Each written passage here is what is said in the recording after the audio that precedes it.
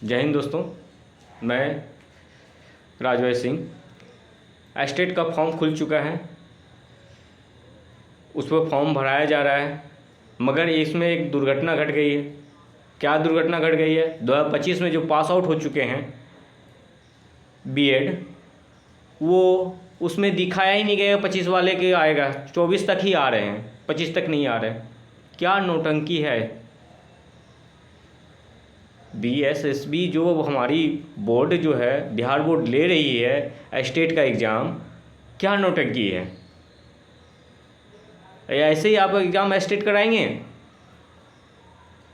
चल पाएगा? कहाँ तक थी है? आप बताइए कि स्टूडेंट 7 दिन का मौका दिए हैं, मैं 7 दिन का मौका में कर क्या पाएगा भाई? सुधारिएगा कि नहीं सुधारिएगा, ये पहले बताइए। खुल ही नहीं रहा है 25 का। आज से नहीं, हम शुरू से बोल रहे हैं कि आईटी सेक्टर यहाँ का, बिहार का बहुत डल है। कोई भी फॉर्म आता है खुलवे नहीं करेगा साइट, और सेंट्रल गवर्नमेंट का भी डल है। एसएससी का फॉर्म अगर भराने लगा ज़्यादा मात्रा में, खुलवे नहीं करेगा साइट, रात में भरिए फॉर्म। तो ये चुतियापना कब तक चलेगा? हम मोदी जी से पूछेंगे कि एसएससी के फॉर्म में फॉर्म खुलता क्यों नहीं है, और ये नीतीश चाचा से भी पूछेंगे जो कि आपने चेक करवा रहे हैं, आपके अंडर में है। अगर नीचे बुजुर्ग हो गए हैं, ये जो बीजेपी की जो अभी सरकार चल रही है ना, इससे करप्टेड सरकार है नहीं। आपको पता है 1,20,000 अडानी तिरुपति जैसा आप बोल रहे 1,20 एकड़ ज़मीन, 1,020 एकड़ ज़मीन, जो डाटा के अनुसार पता चला है। तिरुपति का ज़मीन जहाँ पे जंगल है, पेड़ पौधे हैं, आम का 50% भागलपुर आम सप्लाई करता है, मुजफ्फरपुर और भागलपुर 50% आम सप्लाई करता है बिहार का। वहाँ से आते हैं, पेड़ पौधे लगे हुए हैं, उसको काट करके सोलर पावर, अरे जिसको सोलर पावर प्लांट चाहिए अब राजस्थान में दीजिए ना, कोई दिक्कत नहीं है। राजस्थान पूरा पड़ती ज़मीन है, जंगल है। आप यहाँ सोलर पावर लगा क्या कीजिएगा? उसमें कितना रोजगार जनरेट हो जाएगा? कितना रोजगार जनरेट हो जाएगा बताइए तो आप। ये बीजेपी कहीं भी नहीं रही है। कौड़ी के भाव में 1 रुपये में हमको दे दीजिए ना भाई। हम अगर 1,000 आदमी को नौकरी में नहीं रख लिए तब राजवैर से अपना प्राण त्याग देंगे। और बोलिए 1,000 आदमी को हमको 1 रुपया में दीजिए ज़मीन। क्या ज़रूरत है हमको जॉब करने का, या टीचिंग का जॉब करने का, किसी का क्या करने का? कोई ज़रूरत नहीं है हमको। सर मछली पालन कर लेंगे उतना में तो सर अरबों रुपया कमाएंगे। उतना बड़ा आप 1,020 एकड़ ज़मीन आप फ्री में दे रहे हैं किसान के, कोई खून चूस करके। कौन आपको अथी करेगा? लीज पे दे रहे हैं, लीज पे दीजिएगा, फिर अगला बार बढ़ेगा। लीज पे क्या दे रहे हैं? नौटंकी पेल रहे हैं। और इतना ही औकात है ना आपको नौकरी का अथी का। यूपी में फुल बहुमत है, क्यों नहीं आप दे पा रहे हैं? यूपी में आपका फुल बहुमत है, आप क्यों नहीं दे पा रहे हैं? फुल बहुमत होने के कारण वैकेंसी ने लाठीचार्ज कर रहे हैं। अरे अगली बार तो हम क्लियर कट बोल दिए कि आपका यूपी आ गया ना, तरत्थी पे बाल जन्मा लेंगे हम। औकात है तो लेकर आ जाइए। अगला बार 400 पे हम बोले थे ना, इस बार औकात है तो लेकर आ जाइएगा।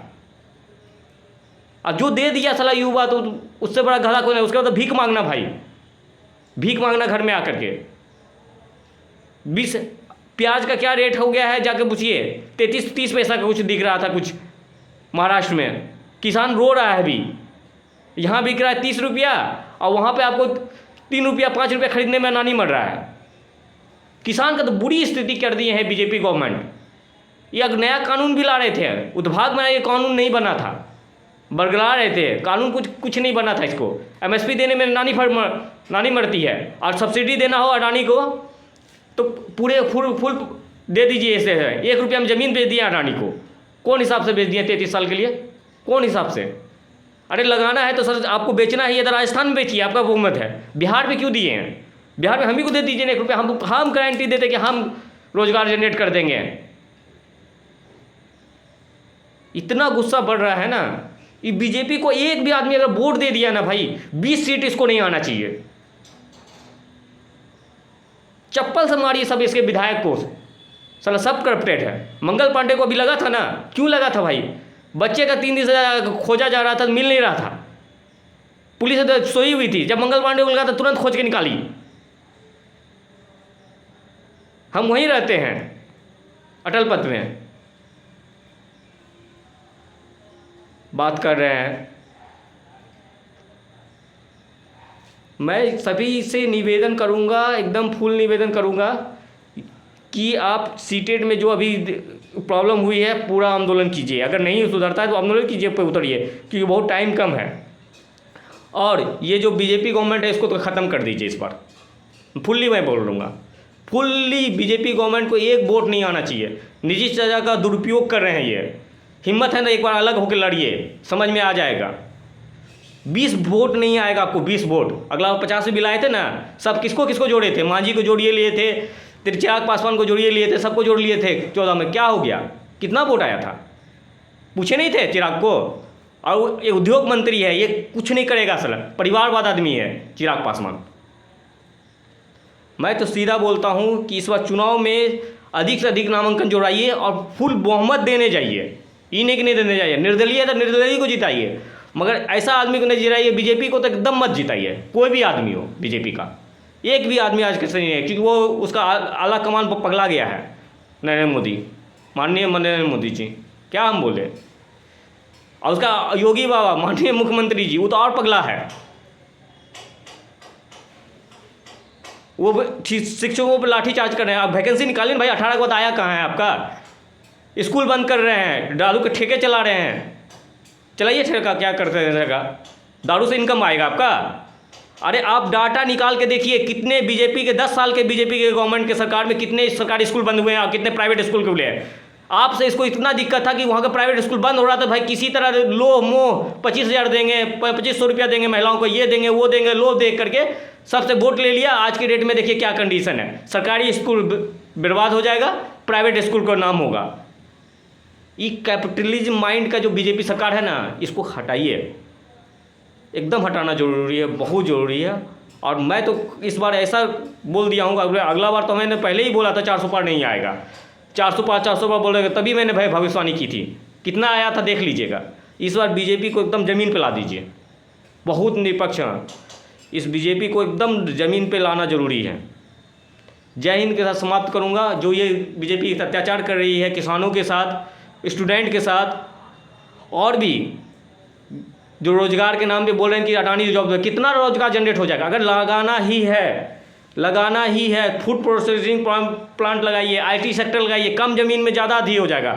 जो मुंबई में आईटी सेक्टर बना है वो बिहार में लाइए, कम ज़मीन पे कहीं भी जगह देख करके बना दीजिए आईटी सेक्टर, वहाँ का विकास होगा, कम रोजगार मिलेगा।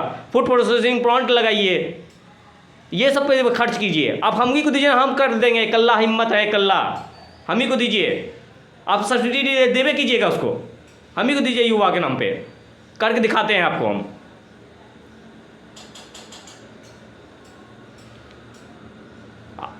हाल फिलहाल में मैं लाइव कर रहा था, वहाँ पे क्या बोलते हैं आईजीएमएस में क्या कंडीशन है, आईजीएमएस का जाकर देखिए। हम तो देख के आए हैं, वीडियो भी डालेंगे कुछ दिन में, क्या होता है नहीं होता है, सब मर रहे हैं वहाँ पे। खाली दवा बेचने का एक तरीका बन गया है। डॉक्टर देखता नहीं सही से, सीधा दवा लिखता है, क्या है मरीज क्या पूछा, दवा लिख दो और निकलो।